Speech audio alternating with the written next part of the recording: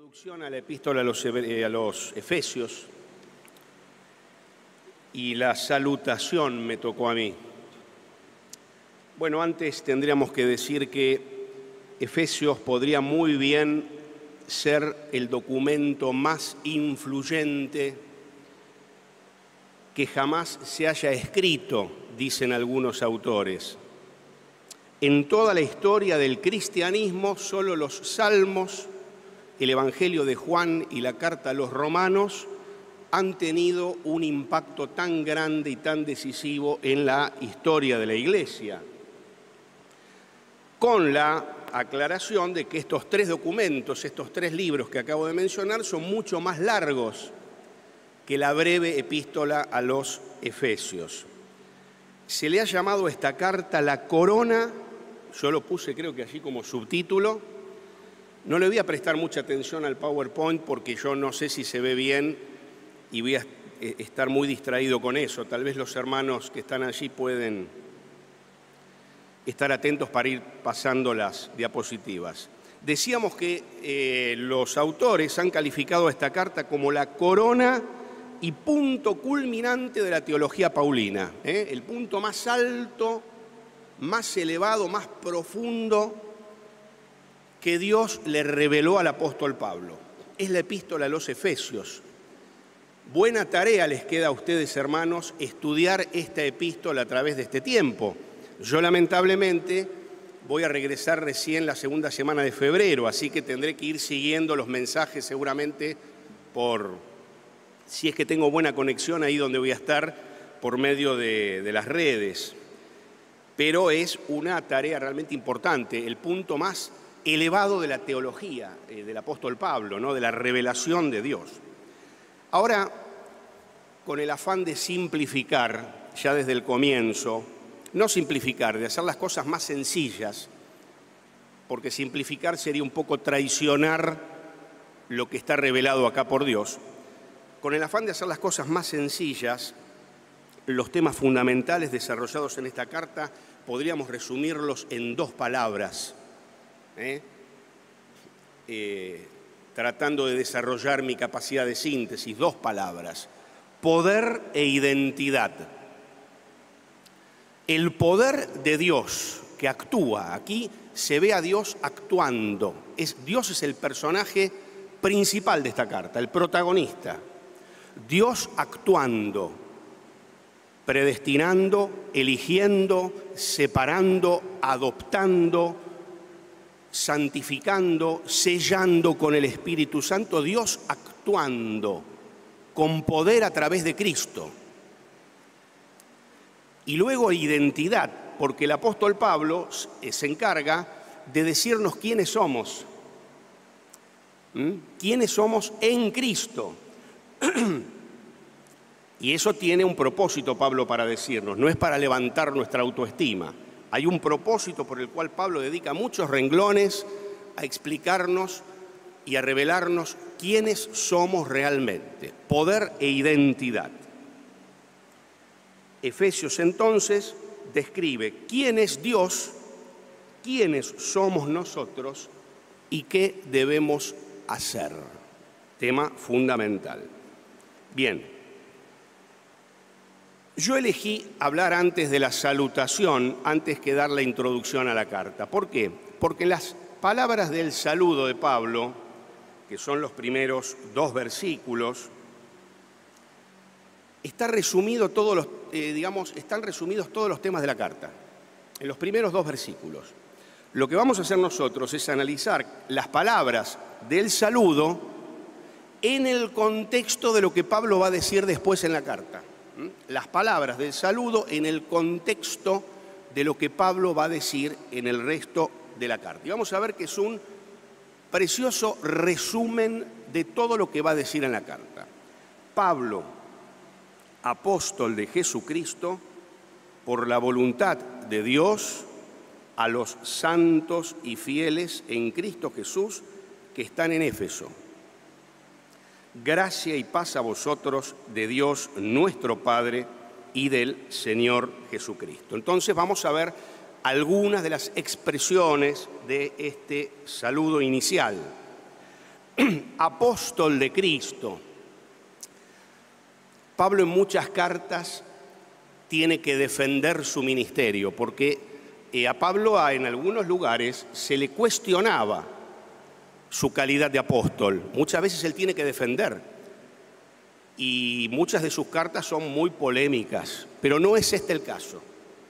Aquí Pablo no tiene que defender su apostolado, aquí Pablo no tiene que abordar temas conflictivos. Esta es una carta bastante impersonal, luego lo ampliaremos. ¿Por qué dice apóstol de Cristo? Fundamentalmente porque lo que Pablo nos está transmitiendo desde el primer renglón es que su actividad, su ministerio, no es algo que él eligió, no es un trabajo que él haya elegido por propia voluntad, sino que Pablo escribe de acuerdo a la voluntad de Dios. El ministerio de Pablo es de acuerdo a la voluntad de Dios. Si alguien está tomando apuntes, que es una buena costumbre, que yo lamentablemente he perdido, pero la tengo que recuperar, un tema importantísimo en la carta a los Efesios es el tema de la voluntad de Dios. Tema importantísimo. Dios es el que actúa de acuerdo a su voluntad. Después lo veremos un poquito mejor. El tema entonces de la voluntad de Dios aparece aquí con más frecuencia que en cualquier otra carta de Pablo, la voluntad de Dios. Es importante el uso que usa Pablo de la palabra Cristo, porque Cristo muchas veces en las cartas de Pablo se usa como nombre propio, unido a Jesús, Jesucristo, como nombre propio. Pero en esta carta, 23 veces que se usa la palabra Cristo, no se usa como nombre propio, sino que se usa como título, Jesús en calidad del Mesías, judío, que también vino a salvar a los gentiles. Otro de los temas cruciales de esta carta. Jesús es el Mesías judío, pero que también vino a salvar a los gentiles y de ambos pueblos a ser uno. Ese es otro de los temas fundamentales de la carta. La voluntad de Dios, Jesús como el Mesías judío que también viene a rescatar a los gentiles, y de ambos pueblos a ser uno. Cuando Pablo les llama los santos, no se está refiriendo a que los efesios vivían de una manera especial. No, a lo que se está refiriendo Pablo aquí es, una vez más, a la acción de Dios, separando un pueblo. Los santos son los que por acción de Dios y por una expresión de la gracia incondicional de Dios, Dios está separando. Pero no es que Dios los separó en el pasado, Dios en la actualidad está separando un pueblo para Él. Entonces esto es importante, este concepto, porque nuestros conceptos acerca de la actividad o de la pasividad de Dios determinan nuestra vida y nuestra conducta. Por eso haremos bien en hacerle caso a Pablo en lo que dice en toda la carta y tomar conciencia de que Dios está actuando hoy. Hoy Dios sigue separando gente para su pueblo y hoy Dios sigue llamando a los creyentes al servicio, a la obra. Hoy recordaba mientras que venía para acá en el camino un himno que dice: puedo oír su voz llamando. Casi que me siento tentado a cantarlo, pero nunca lo hice y no va a ser esta la primera vez, el debut. Puedo oír su voz llamando. No es que oímos una voz audible que baja del cielo. Lo que quiere decir metafóricamente el autor es que Jesucristo hoy está separando y llamando personas, y eso lo hace a través de la voz de la iglesia. Dice la carta a los Efesios que a la iglesia se le entregó el ministerio de la reconciliación. Entonces, hoy Dios está activo y está llamando. Si tenemos conciencia de esto, vamos a ser diligentes en ser la voz de Cristo que llama. Y a la vez en estar atentos a la voz de Cristo que nos está llamando a nosotros también, para su servicio, para una vida santa, etcétera, etcétera. Dios actúa, separa y llama. Bueno, las palabras en Cristo Jesús son el tema fundamental de la carta. No lo vamos a tratar porque es de una profundidad inabordable, ni en 20 minutos ni en varias horas. Pero bueno, aquí el tema de lo que somos en Cristo. Lo que está aquí Pablo enseñándonos son los conceptos de unidad e identidad. Unidad en Cristo e identidad en Cristo. Es interesante este término geográfico. Yo le he llamado geográfico, que usa Pablo, porque los efesios vivían ahí en esa región, pero también vivían en Cristo. Y nosotros vivimos en la República Argentina, seguramente en Buenos Aires o alrededores.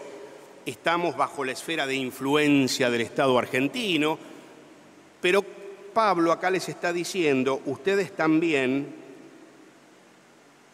viven bajo la esfera de Cristo, están en Él, están viviendo en Cristo, ¿no? Y esto define la identidad de todos aquellos que creyeron en Cristo. Por eso que Efesios es una carta de definición e identidad. Porque nuestra nacionalidad muchas veces nos define. Cuando uno viaja a algún lugar del exterior, sos argentino, te define en cierto modo, ¿no? O hay muchas cosas que nos definen. ¿Qué sos? Médico, abogado, profesor, ¿qué sos? Bueno, acá para Pablo lo que nos define es que estamos en Cristo. Esto tiene mucha importancia para lo que va a decir Pablo al final. Pero bueno, voy a dejar aquí esta parte porque no sé cuánto, no quiero ni hacer referencia al tiempo, pero seguramente aquí, cuando yo me esté pasando, los hermanos me van a avisar. Ahora, ¿quiénes son los destinatarios de la carta?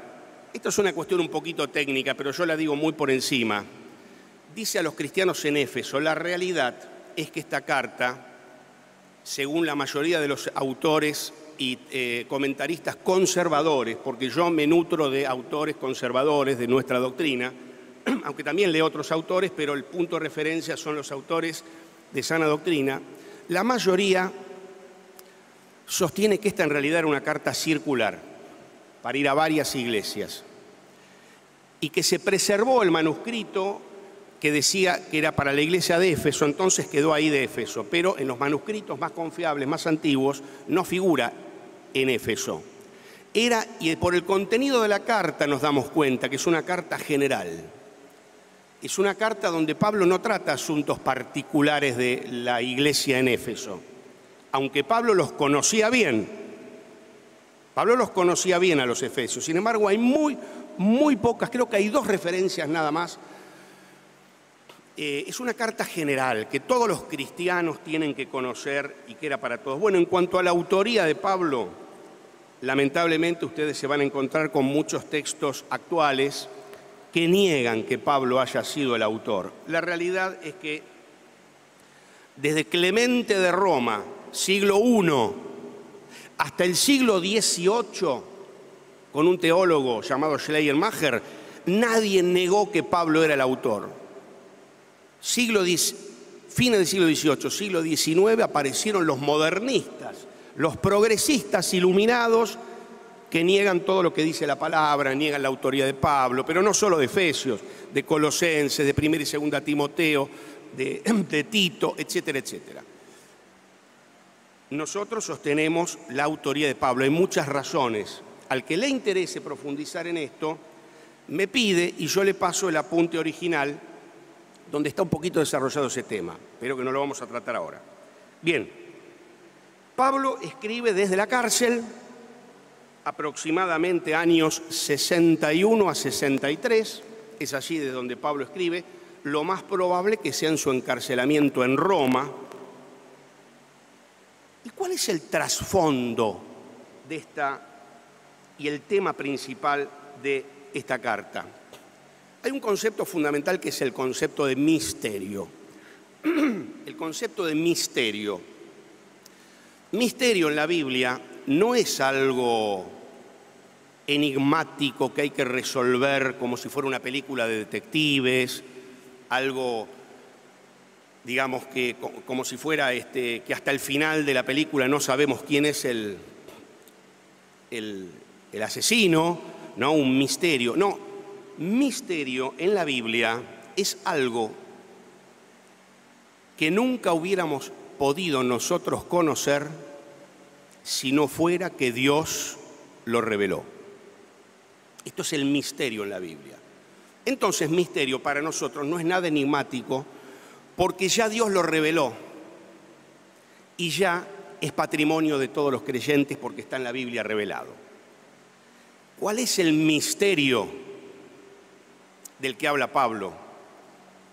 El misterio que había permanecido oculto durante todo el Antiguo Testamento es que los judíos y los gentiles serían parte del mismo cuerpo. Ese es el misterio que Pablo está revelando aquí en Efesios. Ese gran misterio que permaneció oculto, pero ya fue revelado por Dios. Esto es tratado mucho en el capítulo 2, esta reconciliación por medio de Cristo entre el ser humano con Dios y entre judíos y gentiles, derribando esa pared intermedia de separación. Este gran misterio es del que habla Pablo. ¿Y por qué Pablo se le ocurre escribir esta carta?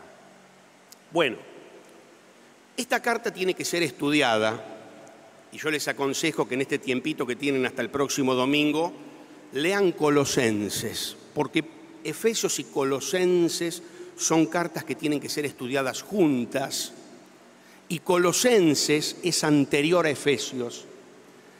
Tienen una relación íntima ambas cartas, hay que estudiarlas juntas. Entonces léanse Colosenses, si quieren seguir mi consejo, para estar bien preparados para estudiar Efesios. ¿Por qué? Porque el apóstol Pablo se entera de que había falsas enseñanzas que eran las de los esenios, no eran las de los gnósticos, como dicen algunos. Porque si decimos que eran las de los gnósticos, diríamos que esa carta es del siglo II en adelante. No, eran las de los judíos esenios que estaban trastornando a los creyentes. Y Pablo se entera y escribe Colosenses. Y en Colosenses Pablo explica el concepto de la supremacía de Cristo, de que Cristo es todo suficiente. Ese es el tema de Colosenses, la supremacía de Cristo. Y es como que, escribiendo Pablo esa carta dirigida a los colosenses, piensa seguramente, este tema es muy importante. ¿Vieron? Seguramente algún anciano, algún consejero, algún hermano le viene a consultar algo o se tiene que hacer cargo de algún problema particular.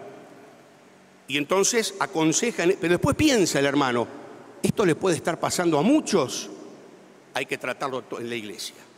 Algo así le pasó a Pablo. El tema particular de los colosenses lo movió a decir, bueno, esto mismo ahora lo tienen que conocer todos los creyentes. Y ahí escribe Efesios. Porque Efesios es una extensión más general, menos personal, de lo que Pablo dice en Colosenses. Es como el equivalente, es como, Efesios es a Colosenses como Romanos es a Gálatas, donde Pablo ordena mejor el pensamiento y va dirigido a todos los creyentes. Entonces, en Colosenses el énfasis está en Cristo como cabeza de la iglesia. Y en Efesios el énfasis está en la dignidad de la iglesia como cuerpo de Cristo. ¿Entienden la relación? Entonces, Colosenses, Cristo como cabeza de la iglesia. Efesios, la iglesia fundamentalmente como cuerpo de Cristo. Colosenses es una carta, dijimos, voy a saltear varias hojas para que los hermanos vayan respirando.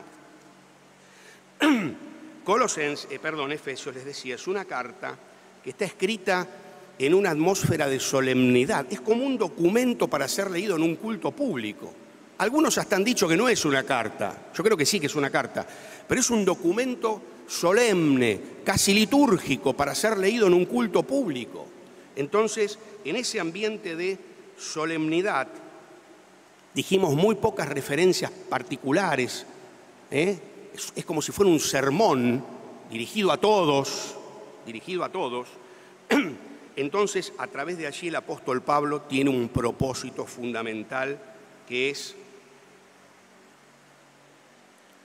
remarcar la identidad de los creyentes, quiénes somos en Cristo, formar la identidad de los creyentes y definirlos recordándoles lo que Dios hizo por ellos. Voy a saltear lo relativo al bosquejo y voy a referirme ya, finalizando en el punto final de la exposición, a cuál es el mensaje de Efesios resumido en 5 o 6 puntos. En primer lugar, tenemos el concepto de la acción de Dios. Bien, ahí está. Benito me hizo el favor de hacerme el PowerPoint con letras más grandes, porque yo lo había hecho con letra muy chiquita. Pero Benito dijo, esto va a tardar mucho, entonces me hizo hasta ahí y me censuró los otros tres puntos que faltaban, pero no importa, seguramente se le escapó esa parte. El primer punto, entonces, les decía, es la acción de Dios. Se remarca este punto en la carta a los Efesios. Dios nos escogió, nos adoptó, nos redimió, nos colmó de bendiciones espirituales, nos selló con su espíritu. ¿Pero por qué lo hizo? Porque Él así lo planeó, porque Él quiso, por su voluntad. Efesios nos muestra un Dios que actúa de acuerdo a sus planes perfectos y a su voluntad y a sus planes. En segundo lugar, el mensaje de Efesios se centra en la obra de Cristo. Cristo es quien produce la reconciliación. Todos los privilegios de nuestra vida los encontramos en nuestra unión con Cristo. Entonces, un autor dice que Efesios es una carta implacablemente relacional, porque es a través de nuestra relación y unión con Cristo que tenemos comunión con Dios y entre nosotros. La obra de Cristo. En tercer lugar, la Iglesia. Efesios aporta uno de los pensamientos teológicos más profundos de toda la Biblia acerca de la Iglesia. Es más, Pablo dice algo tremendo, que los poderes celestiales miran a la Iglesia y aprenden. Esto es tremendo para nosotros, ¿no? Que las potencias celestiales observan a la Iglesia y conocen la multiforme sabiduría de Dios reflejada en la Iglesia. Esto es un concepto inconmensurable que seguramente será tratado con más profundidad más adelante. El gran mensaje entonces es la unidad entre judíos y gentiles. Cuarto tema bueno, ahí salió más chiquito, lamentablemente no sirve, es lo que decía Benito, no se ve, pero bueno, yo se los digo igual. Cuarto gran tema, la adoración y la oración. Algunos me pueden decir, ¿pero cómo? Si no dice nada Efesios, no da ninguna instrucción respecto de la adoración ni de la oración. Es cierto, pero ¿podrías, por favor, hermano, sacar eso? Porque los hermanos se van a distraer tratando de leer algo que es ilegible, así que sácalo, así me prestan atención a mí. Gracias. Muchas gracias. Claro, Pablo no analiza directamente estos temas. Sin embargo, buena parte de la epístola es adoración y oración. Si nosotros queremos sacar instrucciones para nuestra adoración y nuestra oración, leamos Efesios y tomemos ese ejemplo. Es más, los estudiosos del texto saben que Pablo utilizó en su carta muchos himnos que ya se cantaban en la iglesia y se usaban en la iglesia, y Pablo, inspirado por el Espíritu Santo, los introdujo en la carta a los Efesios. Tema interesante para tratar. Quinto, Pablo nos enseña en esta carta la importancia del conocimiento. Hay muchos textos, muchos textos. Hay un acento profundo en esta carta en la mente. Pablo describe a la conversión como un cambio y una renovación de la mente. Esto me lleva a pensar a mí que un creyente cuyos pensamientos y cuya mente se ajusta a los moldes del mundo, algo está fallando ahí. Porque acá se describe la conversión en términos de revelación, iluminación, conocimiento y renovación de la mente. Tenía acá escrito unos cuantos textos, pero ustedes los van a leer luego. Un autor dice esto, fíjense qué interesante frase: si no estás dispuesto a ejercitarte mentalmente en el estudio de la palabra, en la meditación de la Biblia, si no estás dispuesto a ejercitarte mentalmente, Efesios afirma que el cristianismo no es la religión que te conviene. Lo dice de una manera un poco ortodoxa, pero ese es el concepto. Pablo nos enseña que antes éramos tinieblas, ignorancia, y ahora somos luz, conocimiento de la palabra. Y en sexto y último lugar, respiran algunos, en sexto y último lugar, Pablo nos enseña la importancia de vivir conforme a lo que somos. Dijimos que Pablo nos dice todo lo que somos en Cristo. Miren, yo he escuchado mensajes. Somos hijos de Dios, somos coherederos de los santos, somos conciudadanos de los santos, miembros de la familia de Dios, somos adoptados hijos suyos, somos hijos del Rey, somos.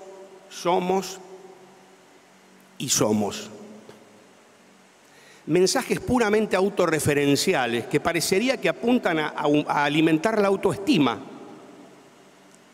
Casi que con todo eso que soy, casi que me da ganas de subirme a la tribuna de River, obviamente, y empezar y entrar en un estado casi de éxtasis. Cuidado con esto, porque Pablo